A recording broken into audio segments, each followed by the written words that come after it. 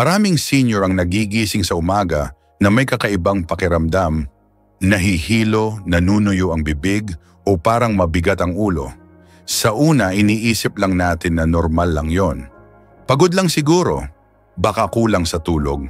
Pero ayon sa mga espesyalista sa utak, ang mga ganitong sintomas ay posibleng maagang babala ng mas seryosong kondisyon. Lalo na kung lampas sa 60 ka na at may iniinom kang gamot para sa presyon, puso o asukal sa dugo. Isipin mo ito, natulog ka ng maayos, walang sakit, walang sintomas, pero paggising mo, may nakapansin, hindi ka makapagsalita ng maayos. Nahuhulog ang isang bahagi ng mukha mo. O mas masahol, hindi mo na maigalaw ang bahagi ng katawan mo. Isang stroke, walang babala, walang sakit, isang kagat lang pala sa maling prutas ang kailangan. Oo, prutas. Akala ng karamihan kapag prutas ay automatic healthy. Pero ayon sa mga bagong pag-aaral, may mga prutas na kapag kinain sa maling paraan, maling oras o sinamahan ng maling gamot, tahimik na sumisira sa ugat ng utak at puso. Alam mo ba na ang ilang uri ng prutas ay maaring biglang nagpapataas ng blood sugar, nakakabigla sa bato at atay, nakikipagbanggaan sa gamot sa dugo, at nagtitrigger ng clot formation habang natutulog ka? At ang pinakamasakit, wala itong masyadong senyales sa simula. Tahimik, paunti-unti. Pero sa tamang sandali, sa maling timing, boom! Isang iglap, nawawala ang pananalita, balansi, alaala. Ang tawag ng mga neurologist yan, silent catastrophe. Kung iniisip mong, kumakain naman ako ng prutas, hindi fast food. Tama ka. Pero minsan, ang delikado ay hindi yung masama, kundi yung akala mong mabuti. Sa video na ito, tatalakayin natin ang 8 prutas na akala mo'y pampalusog, pero ayon sa agham at mga karanasan ng totoong tao, pwedeng maging tahimik na killer. May mga kwento tayo ng mga lolo at lola na gaya mo, mabait, disiplinado, pero naloko ng maling kaalaman. Hindi ito para takutin ka, ito ay para gisingin ka. At kung ikaw ay isa sa mga umiinom ng gamot sa presyon, puso o kolesterol, kumakain ng prutas tuwing gabi bilang dessert, may nararamdamang paminsan-minsang pagkahilo, nerbiyos o panlalabo ng paningin, ipinapayo ng mga doktor na ikonsulta ito. Baka katawan mo na ang nagbibigay ng tahimik na babala. Ihinto mo muna ang pag-aakalang okay lang yan, lalo na kung nararanasan mo ang mga yan ng paulit-ulit. Laging mas mabuti ang maagap kaysa sa huli. At bago tayo magsimula, anong prutas ang madalas mong kainin bago matulog? Mansanas? Saging? Ubas? I-comment mo sa baba. Baka ito ang tatalakayin natin sa video na to at hindi mo pa alam ang epekto niyan sa katawan mo. Simulan na natin. 1. Saging, tahimik, pero mapanganib sa may gamot. Alam nating lahat, saging ang isa sa pinakapinagkakatiwalaang prutas ng mga Pilipino. Abot kaya, laging available, malambot, madaling kainin, at kadalasan ay inirerekomenda pa ng mga doktor para sa potassium. Pero alam mo ba na kapag lampas 6 na po ka na at may iniinom kang gamot para sa presyon o puso, ang saging ay pwedeng makasama sa halip na makatulong. Ipakikilala ko sa iyo si Mang Ernesto, 68 anyos, dating mekaniko sa Laguna.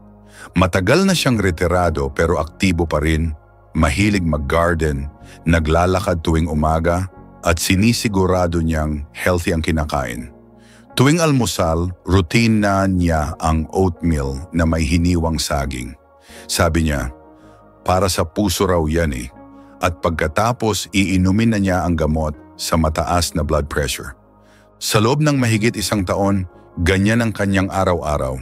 Walang problema. Pero isang umaga, nadatnan siya ng asawa niyang si Aling Bebeng na nakaupo sa banyo, gising, pero hindi makagalaw ang kaliwang braso at binti. Lutang ang tingin at hindi maipaliwanag ang sinasabi. Na-stroke si Mang Ernesto. Sa ospital, lumabas sa blood test na mataas ang potassium level niya. Hindi dahil sa supplement or injection, kundi sa kombinasyon ng 2 saging araw-araw, ACE inhibitor na gamot sa presyon, at pamahina ng kidney function na normal sa mga may edad.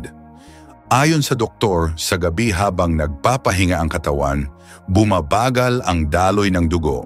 At kapag nagkataong maraming potassium sa katawan na hindi agad nasasala ng kidney, pwedeng magka-aberya sa rhythm ng puso. Minsan bumibilis, minsan humihinto. At yan ang nagtutulak sa porma ng clot na pumipigil sa pagdaloy ng dugo sa utak. Tahimik, walang senyales pero sumabog ang epekto pagising. Kapag ang katawan ay tumatanda, bumabagal ang kakayahan ng kidney na i-filter ang sobra-sobrang electrolytes tulad ng potassium. Kung dati kaya mong mag-banana shake ng 3 baso, ngayon kahit isang saging pwedeng magdulot ng overload, lalo kung iniinom mo ang gamot gaya ng losartan, enalapril, diuretics or water pills. At kung sabay mo itong kinakain sa high sugar na pagkain, gaya ng juice o tinapay, mas lumalala ang absorption. Kapag hindi na balance ng katawan, pwede itong magresulta sa tahimik na pagbabara ng ugat. Kung iniinom mo ang gamot sa presyon at madalas mong kainin ang saging sa gabi, tapos napapansin mong minsan ay parang sumisipa o lumulundag ang tibok ng puso mo, mainam pong ipatingin ito sa iyong doktor. Hindi lahat ng sintomas ay dapat balewalain. Kaya kung lampas 60 ka na, huwag lalampas ng kalahating saging kada araw, lalo na kung may iniinom kang gamot. Iwasan ang pagkain nito bago matulog. Mas mainam sa umaga at may kasamang protina gaya ng itlog o mani. Alamin kung ang gamot mo ay may kontra sa mataas na potassium.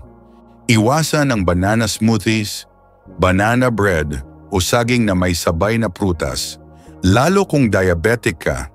Ngayon, itanong mo sa sarili mo, ilang beses mo bang kinain ang saging nang hindi iniisip ang epekto sa iniinom mong gamot? Ilang taon mo na bang ginagawa ang routine na akala mo'y healthy pero hindi mo pa nasusuri? Baka gaya ka ni Mang Ernesto. Tahimik lang pero palaging nasa gilid ng panganib. Hindi natin sinasabing masama ang saging. Pero sa edad natin ngayon, hindi na sapat ang basta healthy yan mindset. Kailangan alam mo kung kanino ito healthy at kailan ito nagiging delikado. 2 ubas, matamis sa panlasa, mapait sa ugat. Kakaunti ang prutas na kasing inosente ng ubas, maliit, makintab, matamis. Madalas mo yung makita sa fruit tray kapag may handaan. Paboritong isama sa almusal, panghimagas o simpleng merienda habang nanonood ng TV. Pero kung lampas 60 ka na at lalo na kung may problema ka sa asukal, sa dugo o ugat sa utak, ang simpleng ubas ay maaaring magdulot ng tuloy-tuloy na pinsala sa loob ng katawan. Hindi halata kasi parang wala namang masama. Pero ayon sa mga doktor, ang ubas ay may tinataglay na natural na asukal, glucose at fructose, na kapag napasobra, lalo na kung walang kasamang protina o fiber, ay mabilis sumipa sa dugo. Sa edad na 60 taas, bumabagal na ang insulin response. Ibig sabihin, kapag biglang tumaas ang asukal sa dugo, hindi agad ito na ipapantay ng katawan. At dito pumapasok ang panganib. Kapag bigla ang taas ng asukal, namamaga ang maliliit na ugat sa katawan. Ang inflammation na ito, sa paulit-ulit na pagkakataon, ay unti-unting pinipinsala ang lining ng mga ugat, lalo na sa utak. Kapag nasugatan ang lining, nagre-react ang katawan sa pamamagitan ng paggawa ng microclots. Sa kabataan, kayang i-clear ng katawan ng mga ito. Pero sa mga matatanda, nagiging binhi ito ng stroke. Ipakikilala ko sa iyo si Genninger Teresa, 76 na taon, retiradong guro sa Cavite. Mahilig siyang magbasa ng dyaryo sa umaga habang may kasamang malaking mangkok ng ubas. Red seedless grapes, paborito raw niya kasi natural at maganda sa bituka. Pero isang araw, Habang sumusulat siya ng birthday card, napansin niyang naglabo ang paningin niya. Nang tumayo siya para kumuha ng tubig, nanginig ang kamay at hindi niya maalala ang spelling ng salitang maligayang bati. Naospital siya kinabukasan, diagnosis, transient ischemic attack o mini-stroke. Ayon sa kanyang blood test, ang A1C level niya, pahiwatig ng long-term sugar control, ay bahagyang mataas. May palatandaan ng mild insulin resistance. Pero ang mas ikinagulat ng doktor ay ang consistent na mataas na inflammation markers at oxidative stress na kadalasang galing sa sugar overload na walang balanse sa protina o fiber. Sabi ng doktor, hindi naman masama ang ubas pero hindi rin ito candy na pwede mong kainin ng walang control. Ang ubas, lalo na ang seedless at sobrang tamis na klase, ay sugar bomb. Isang dakot lang ay kayang magtaas ng blood sugar level ng 20 hanggang 30 puntos sa mga sensitibo. Kaya kung ikaw ay lampas 60, may maintenance sa asukal o presyon, o minsan ay nakakaramdam ng panlalabo ng mata, biglang hilo o pagkapagod pagkatapos kumain, iwasan mong kainin ng ubas ng walang kasamang protina o healthy fat. Ang ilang pirasong almond o keso ay makakatulong na pabagalin ang epekto. At higit sa lahat, huwag itong gawing routine tuwing tanghali o gabi. Dahil sa oras na yon, bumabagal ang metabolism mo at dun lumalala ang epekto. Ngayon baka iniisip mo, prutas lang yan, hindi naman cake. Oo, pero ang katotohanan ay hindi palaging nasa lasa. Minsan, ang pinakadelikado ay yung hindi mo inaasahan at pag nakita mo na ang epekto nito sa katawan, baka huli na. 3, pinya. Matamis, maasim, pero pwedeng maging mapanganib. Kung may isang prutas na madalas ipagmalaki ng mga Pilipino tuwing handaan, yan ay ang pinya. Makulay, makatas, masarap at may taglay pang enzymes na sinasabing pampabilis ng panunaw.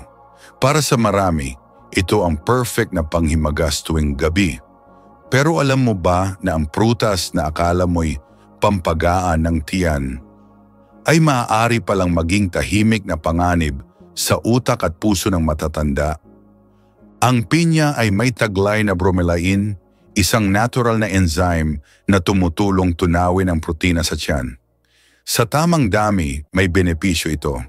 Pero kapag nasobrahan, at lalo na kung ikaw ay umiinom ng gamot sa dugo o presyon, ang bromelain ay maaaring makaapekto sa platelets mo, pababain ang kakayahan ng dugo na mamuo, o sa kabaligtaran, mag-trigger ng hindi inaasahang clot formation. Hindi lang iyan, ang pinya ay may mataas na glycemic index. Ibig sabihin, kapag kinain mo ito lalo na ng walang kasamang protina, mabilis itong nagpapataas ng blood sugar level. Sa mga matatanda, ito ay nagsasanhi ng stress sa blood vessels. Lalo na kung gabi ito kinakain, kung kailan mabagal na ang sirkulasyon at mababa na ang enerhiya ng katawan. At narito pa ang isang bagay na kadalasang hindi pinag-uusapan, asim. Ang pinya ay kabilang sa mga pinaka-asidikong prutas. Para sa mga senior na may silent acid reflux, maaaring hindi nila maramdaman ang hapdi sa sikmura. Pero ang acid ay patuloy na sumasampa sa lalamunan habang natutulog. Ayon sa ilang pag-aaral, ang ganitong silent reflux ay nakaaapekto sa paghinga, oxygen levels ng utak, at maaring mag-trigger ng early morning stroke. Isang halimbawa nito si Aling Clara, 74 na anyos, dating choir director mula sa Quezon City. Gabi-gabi, ginagawa niyang dessert ang ilang hiwa ng pinya. Natural daw kasi. Pero ilang linggo lang ang lumipas, nagsimula siyang makaramdam ng hilo pagkagising. Hanggang isang umaga, hindi niya na maayos makapagsalita. Dinala siya sa ospital at in-diagnose na may posterior circulation stroke. Ang lab results niya, medyo mataas ang blood sugar sa gabi, may signs ng reflux irritation at may platelet irregularities. Ayon sa doktor, hindi iisa ang dahilan. Pero ang gabi-gabing ugali ng pagkain ng pinya pagkatapos ng hapunan ay isang perpektong bagyo, sugar spike, acidity, at blood thinning effect na nagsama-sama sa maling oras. Kung lampas 60 ka na, huwag kumain ng pinya bago matulog. Iwasan itong isabay sa blood thinning meds. At kung may silent reflux ka o madalas sumakit ang lalamunan mo sa umaga, magpatingin agad sa doktor. Ang problema sa pinya ay hindi ang lasa. Ang problema kung kailan mo ito kinakain at ano ang kondisyon ng katawan mo. Baka akala mong tumutulong ito sa iyo, pero sa likod ng tamis at asim, tahimik kang ibinabagsak. 4, pakwan. Akala mo'y pampalamig, pero pwedeng magpatuyo ng utak. Sa init ng panahon, walang kasing refreshing ang malamig na pakwan. Sariwa, matubig, at parang napaka-inosente.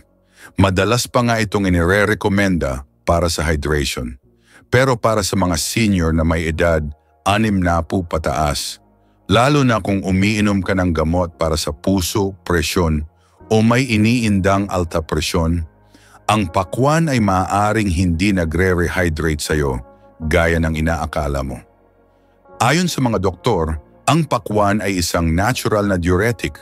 Oo, puno ito ng tubig, pero kapag kinain mo ito ng marami, mas pinapalakas nito ang pag-ihi. Para sa mga bata o mas bata pa sa edad, walang problema ito. Pero para sa katawan ng mga matatanda na natural ng mabagal ang sirkulasyon at mas madali ng ma-dehydrate, ang sobrang pag-ihi ay maaaring magdulot ng bahagyang panunuyo ng dugo. At kapag natuyuan ka ng tubig, ang dugo ay nagiging mas malapot. Para kang may syrup sa halip na normal na dugo na dumadaloy sa mga ugat.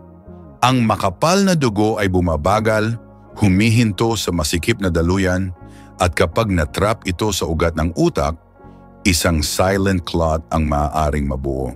Ganito ang nangyari kay Mang Rodolfo, 81 taong gulang, retiradong kartero sa Nueva Ecija. Araw-araw siyang naglalakad tuwing umaga at tuwing hapon ay kumakain ng 2 malaking hiwa ng pakwan.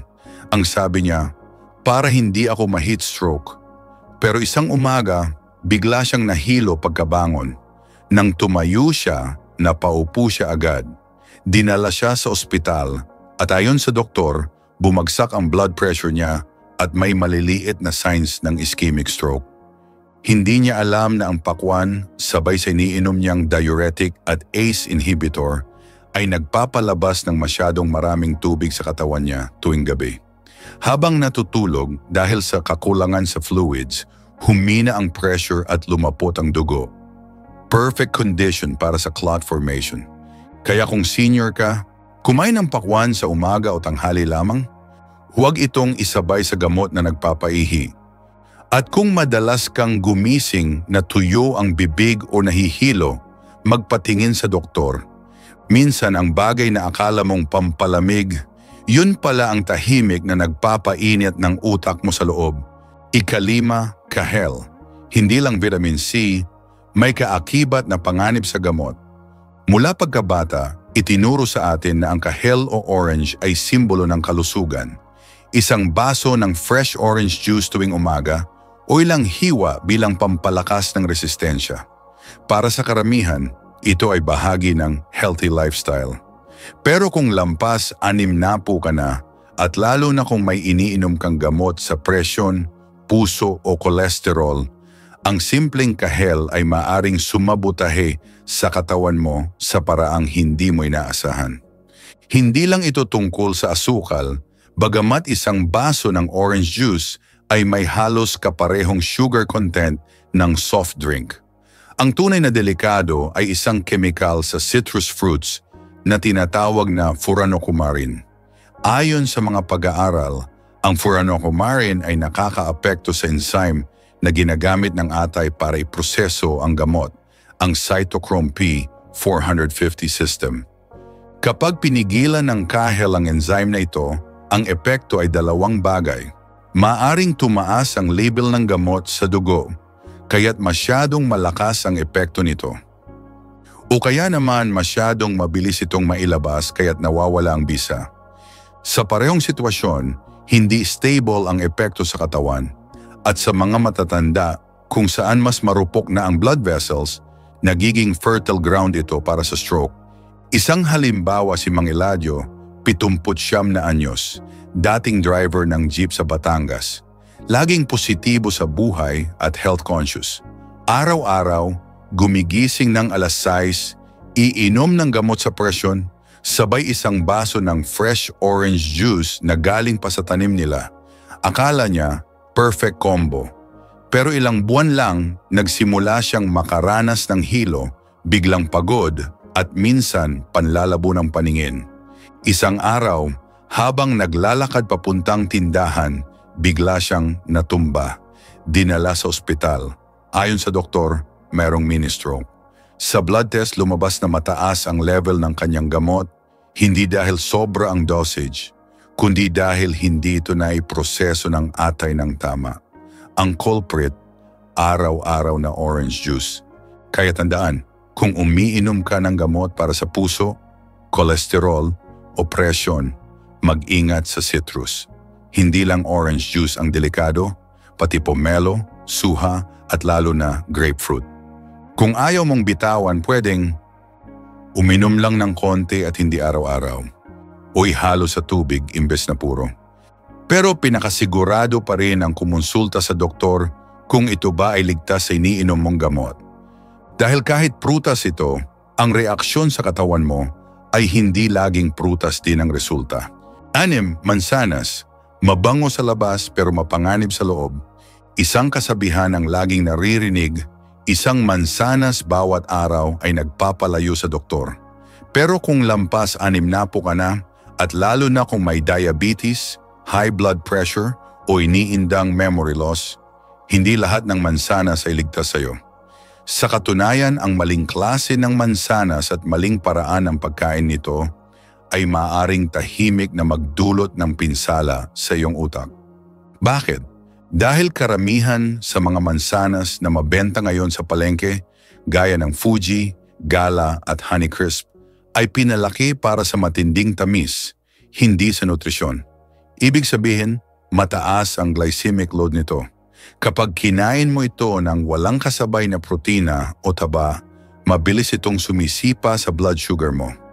At sa matatanda, ang biglang pagtaas ng asukal ay nagdudulot ng pagkipot ng ugat, pagsimula ng inflammation, at sa ilang kaso, micro-tears sa loob ng blood vessels. Kapag nasugatan ng ugat, natural na maglalagay ang katawan ng clot bilang panakip. Pero kung matanda ka na at masikip na ang mga ugat mo, ang maliit na clot ay maaaring bumara at mag-trigger ng stroke. Tingnan natin si Ging Lisa, 83 anyos, balo at dating guro sa Pampanga. Araw-araw siyang kumakain ng malaking Honeycrisp apple bilang hapon na merienda. Wala siyang iniinom na soft drinks, hindi rin mahilig sa matatamis. Pero isang gabi habang naghahanda ng hapunan, bigla siyang natulala. Hindi makapagsalita, na-stroke siya. Sa ospital, lumabas na insulin-resistant pala siya. At ang araw-araw na mansanas na akala niya'y harmless ay unti-unting nagpapataas ng blood sugar spikes na humina ang lining ng kanyang utak.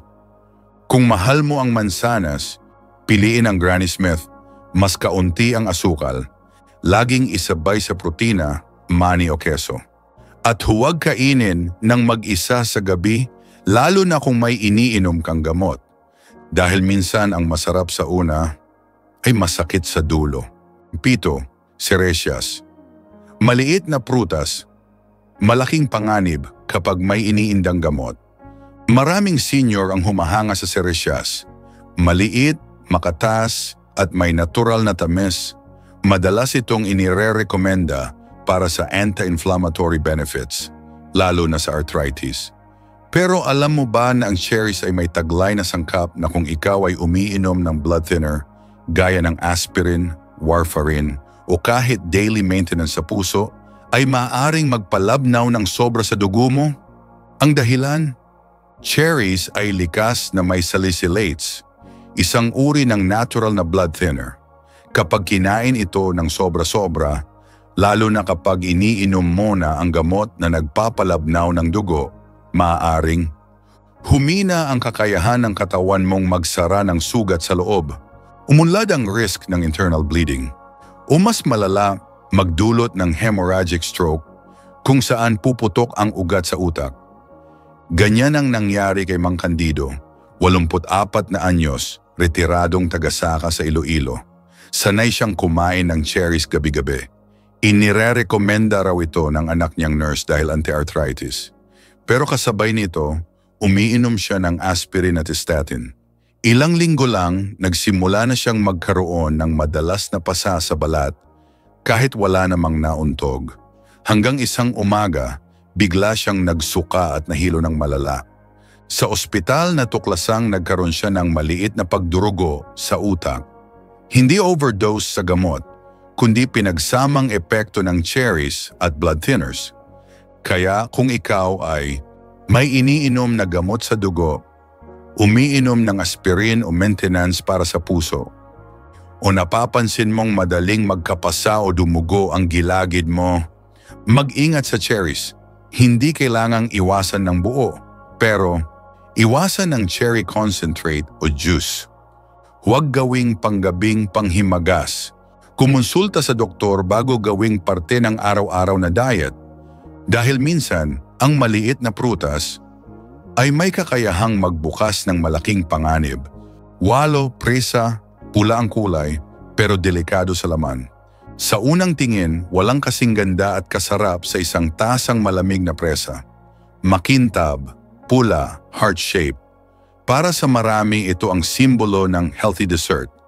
Pero alam mo ba na para sa mga senior na may edad 60 pataas, lalo na kung may problema sa kidney o nagdadalang gamot, ang presa ay maaaring tahimik na sumisira sa iyong katawan? Una, ayon sa Environmental Working Group, ang strawberries ay isa sa pinakasinprayan ng pesticide sa buong agricultural industry. Kahit hinugasan mo pa, maraming chemical ang nakakapasok sa balat at laman.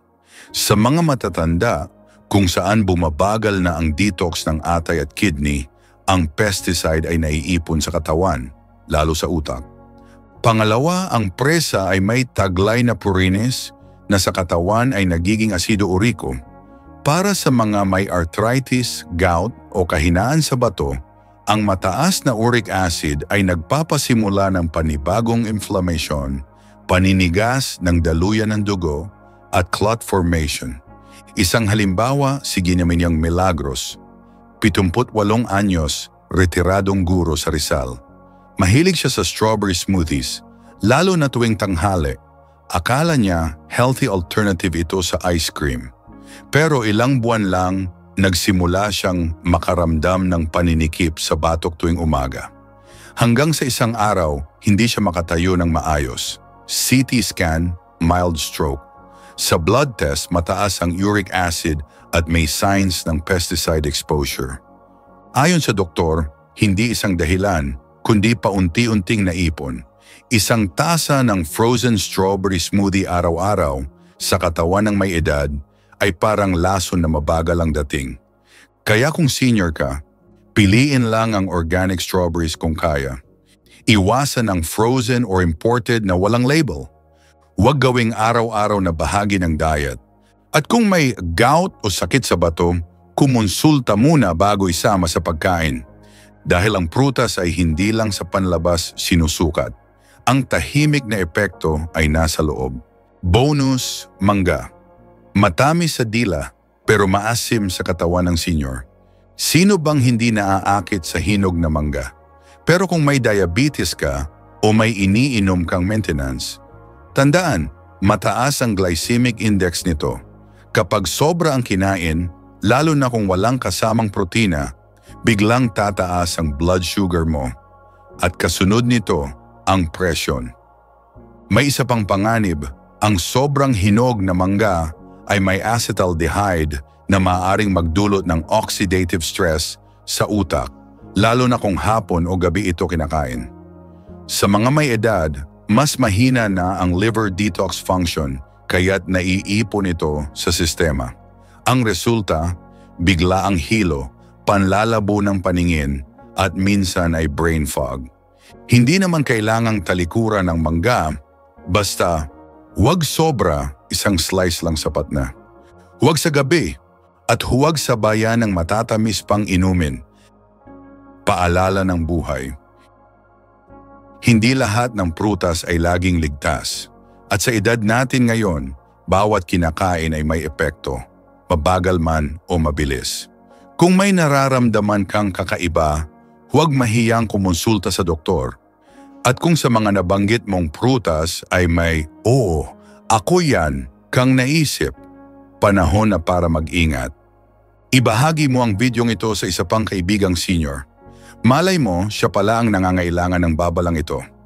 At kung may sarili kang karanasan o payo, ikwento mo sa comment section. Ang kwento mo ay pwedeng maging gabay ng iba. At huwag kalimutang mag-subscribe dahil dito sa gintong edad, ang bawat kaalaman ay lakas.